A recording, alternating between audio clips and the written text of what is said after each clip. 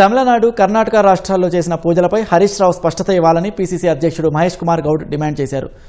తను చేసిన పూజల వివరాలను మీడియాకు వెల్లడించకుండా ఎందుకు గోప్యంగా ఉంచారని ప్రశ్నించారు. నిజామాబాద్లో టీఎన్జీఓ ఆధ్వర్యంలో జరిగిన బోనాల వేడుకలో మహేష్ కుమార్ పాల్గొన్నారు.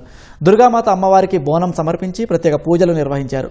క్షుద్ర పూజలు చేయడం రాష్ట్రానికి శ్రేయస్కరం కాదని పునరుద్ఘాటించారు. హరీష్ రావు పంపిన లీగల్ నోటీసులకు తప్పకుండా సమాధానం చెబుతానని స్పష్టం చేశారు.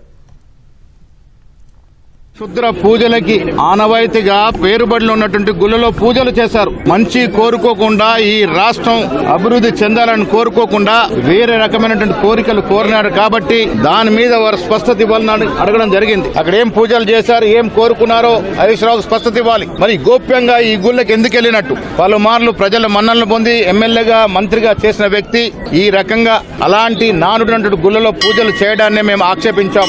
నాకు లీగల్ నోటీస్ ఇచ్చినారు. సరైన సమయంలో జవాబు చెప్తాను.